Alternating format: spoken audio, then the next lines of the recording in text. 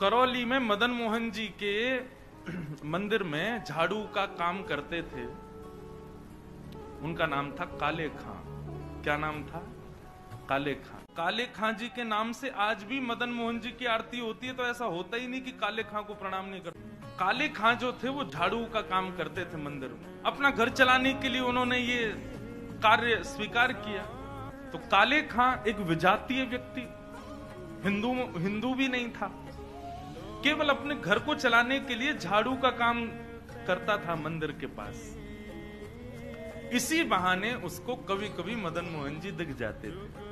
अब देखते देखते झाड़ू लगाते लगाते अब उसकी आदत में आ गया कि अब वो बिना श्याम सुंदर को देखे रह नहीं पाता। रोज मंदिर में जाता, झाड़ू लगाता और पीछे सीढ़ियों पे ही खड़ा हो जाता। अंदर तो जाने की उसको अनुमति नहीं थी। तो वहीं से भीड़ जब इधर उधर होती थी तो बीच में से थोड़ी सी झांकी श्री मदन मोहन जी की उसको दिख जाती थी। मानो उसको ऐसा लगता था उसका हृदय परम शीतल हो गया हो, परम आनंदित हो गया हो। धीरे धीरे भक्ति प्रस्फुटित होने लगी हृदय में। अब तो ये स्थिति हो गई कि मंगला में पहुंच जाता और शयन करा के ही घर आता था वापस। और इससे परिणाम ये हुआ कि पत्नी जो थी काले खां की वो बड़ी बरसती थी। परिवार के लोग उसको काफिर बोलते थे। बोले बताओ, जन्मा हमारे कुल में, कभी खुदा को तो याद करता नहीं, वहां पत्थर पूजने चला जाता है। इस प्रकार की बातें बोलते। लेकिन उसको किसी से कोई फर्क नहीं पड़ता। वो तो और आनंदित हो गया जब उसकी पत्नी उसके बिल्कुल विपरीत होती चली गई। तो वो तो और खुश हो गया। बोले बढ़िया है, जो बीच में दोपहर में भोजन करने घर जाता था अब उसका भी मन नहीं करता मेरा। क्यों? चिक चिक करेगी, लड़ेगी मुझसे, इससे बढ़िया मंदिर में पड़े रहो। तो काले खां को तो और अच्छा लगता। पत्नी बेचारी ऐसी विमुख हो गई कि अब तो वो पूरा दिन ही मंदिर में ही निकालता। लेकिन काले खां की व्यवहार धर्म में एक पीड़ा थी कि उनको कोई संतान नहीं थी। घर परिवार के लोग सब उसको बहुत डांटते थे। बोले अरे तू खुदा को भजा कर, वो तुझको संतान देंगे, वो तेरे को बेटा देंगे, तू किसको भजने चला जाता है? खुदा को पुकारता ही नहीं है, इसीलिए तो तेरे बालक नहीं हो रहा। अब तो रोज की इतनी चिकचिक हो गई कि काले खां एक दिन मंदिर गया, मदन मोहन जी का श्रृंगार दर्शन कर रहा था। दूर खड़े खड़े बोले हे मदन मोहन लाल जी, मुझे पुत्र की कामना नहीं है, मुझे संतान की कामना नहीं है, पर आपकी भक्ति करने में, आपसे प्रेम करने में बाधा बनती है मेरे परिवार के लोगों की बातें।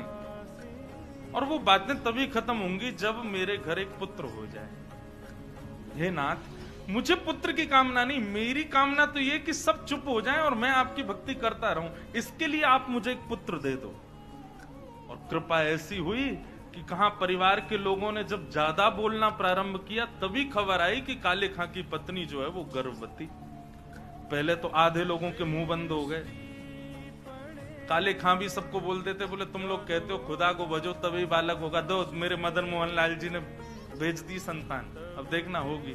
फिर ये हुई कि अब बेटी हुई तो समझेंगे कि इसके ठाकुर जी ने दी, बेटा हुआ तो समझेंगे हमारे खुदा ने दिया। बोले ऐसा नहीं, ये तो हमारे ठाकुर जी कृपा करेंगे, उन्हीं की कृपा से ही हो रहा है। और काले खां के यहां पर एक पुत्र ने जन्म लिया। जन्म लेते ही महाराज काले खां बड़ा खुश, इसलिए नहीं कि पुत्र हुआ, इसलिए कि अब सबके मुंह बंद हो गए, अब मुझसे कोई कुछ नहीं कहेगा, अब मैं निरंतर मदन मोहन लाल जी का खूब दर्शन किया करूंगा।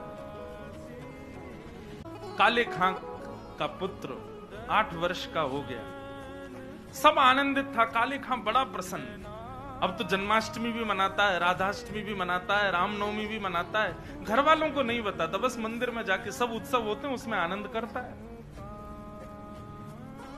8 वर्ष का बालक काले खां का यमुना जी के तट पर, नदी के तट पर कहीं खेल रहा था अपने मित्रों के साथ, और एक सर्प ने उसको डस दिया।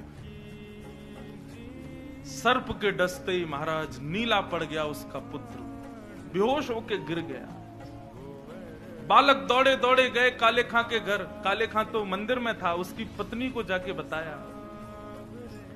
पत्नी रोते रोते मंदिर पहुंची, जाकर के बोली जल्दी चलो, हमारे बेटे को सर्प ने डस दिया है, वो नदी के तट पर बेहोश पड़ा है, मैं जा रही हूं उसके पास, तुम जाओ किसी झाड़ फूंक वाले को लेके आओ, हमारा बेटा मर जाएगा। लेकिन काले खां व्यस्त था ठाकुर जी की श्रृंगार आरती में, श्रृंगार आरती हो रही थी। पत्नी इतना बोल करके लौटने लगी लौट करके उसने पीछे देखा कि आए कि नहीं, तो देखा तो काले खां तो ठाकुर जी को ही देख रहा था। पत्नी जाकर के बरसने लगी, बोले तुमको अभी भी यही दिख रहे हैं? अरे हमारा बेटा मरने वाला है, देरी करोगे, कोई झाड़ फूंक वाला नहीं पहुंचा तो उसकी मृत्यु हो जाएगी। लेकिन काले खां तो अभी भी मदन मोहन जी को ही देख रहे थे। पत्नी ने कहा, यदि मेरे पुत्र को कुछ हो गया ना, तो फिर देखना मैं क्या करती, तुम्हें और तुम्हारे इस मदन मोहन को दोनों को देखूंगी मैं। ऐसा कहकर के पत्नी तो चली गई। काले खां वहीं खड़े रहे, नेत्रों से अविरल अश्रुधार बहाने लगे। इसलिए नहीं कि पुत्र को सर्प ने डसा, इसलिए हे मदन मोहन लाल, क्यों आप चैन से नहीं बैठने देते मुझको? क्यों आप चैन से मुझे दर्शन नहीं करने देते? ये सब मुझे पता है आपकी लीलाएं हैं, और ये सब क्यों करते हो ये भी मुझे पता है, मुझे परखने के लिए कि मैं अपनी स्थिति से च्युत तो नहीं हो रहा कहीं। लेकिन मेरा पुत्र दिया आपने था, तो बचाओगे भी आप ही। और पुनः कहूंगा, इसलिए नहीं कि मेरा पुत्र है, इसलिए कि मैं आपसे दूर ना हो जाऊं, बस मेरे पुत्र को बचाना। संध्या आरती के बाद जैसे ही कपाट बंद हुए, काले खां नदी के तट पर पहुंचा। भीड़ इकट्ठी थी।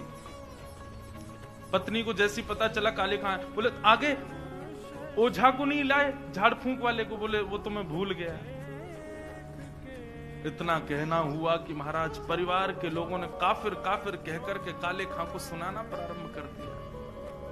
दौड़ करके गए, ओझा को लेकर के आए। जैसे ही ओझा ने आकर के उसकी नब्ज आदि देखी तो कहा, ये बालक तो जीवित नहीं है, इसकी तो मृत्यु हो चुकी। सब रोने लगे। काले खां की पत्नी ने अपने पुत्र को गोद में उठाया और ले गई, और मदन मोहन जी के द्वार पर जाकर के अपने पुत्र को रख दिया। बोले बहुत कहते थे मदन मोहन लाल जी ने दिया, मदन मोहन लाल जी ने दिया, तो ये जीवित करके दिखाएं इसको अब। और यदि ये जीवित नहीं हुआ, खुद भी मर जाऊंगी, तुमको भी मार दूंगी और पूरे परिवार को नष्ट कर दूंगी इन्हीं की दहली पर। काले खां ने मदन मोहन लाल जी को निहारा, और निहार करके कुछ शब्द काले खां ने लिखे हैं, तो थोड़े उर्दू के अल्फाज, लेकिन हैं बहुत सुंदर। काले खां मदन मोहन लाल जी की ओर देखने लगा और कहने लगा, मुसफक साफीक रफीक दिल दोस्त मेरे नजदीकी हकीकी ख्याल कीजिए। मेहरबान कदरदान आला तू जहान बीच, मुझसे गरीबों का गुनाह माफ कीजिए। काले बेकरार खड़ा तेरे दरबार पे, नंद के कुमार जरा गौर अब कीजिए। हिंदुओं के नाथ तो हमारा कुछ दावा नहीं, जगत के हो नाथ तो हमारी सुध लीजिए। हे मदन मोहन लाल, एक द्वार पर खड़ा है तुम्हारे, यदि तुम हिंदुओं के नाथ हो तो हम वापस चले जाएंगे, कोई कृपा मत करना। पर मैंने सुना है लोग आपको जगन्नाथ बुलाते हैं। जगत के हो नाथ, जगत के हो नाथ तो हमारी सुध लीजिए। बस ये बात कहनी हुई, नेत्रों से अविरल अश्रुधार बहने लगे काले खां के, और देखते ही देखते जैसे ही अश्रुधार का एक बिंदु नीचे पड़े हुए काला पड़ गया था पुत्र विष के कारण, जैसे एक बिंदु जाकर के उस पुत्र के मुखमंडल पर पड़ी, पड़ते ही उसका जो काला वर्ण हो चुका था वो श्वेत होने लगा, और धीरे धीरे पुत्र ने आंख खोलनी प्रारंभ करी, उठ करके बैठ गया, देखने लगा, जल पी करके बोला, अब्बा अम्मी, जो उसके माता पिता थे उनको उन्हीं शब्द में पुकारा। बोले कि वो कहाँ गया? बोले कौन? अरे अभी जो यहाँ खड़ा था, मेरे समान छोटा सा बालक था, मेरे जैसा ही सांवला उसका वर्ण था, मोर मुकुट पहनी थी, बहुत सुंदर उसकी मुस्कान, उसके ऐसे सुंदर नेत्र थे, वो मेरा सखा है, वो मेरे गले में गलवैया डाल करके खड़ा था, कहाँ गया वो? और ये भाव देखते ही वहां खड़े जितने लोग थे सबने मदन मोहन लाल जी को दंडवत प्रणाम किया। सब समझ गए, बोले किसने की है कृपा हमको पता है।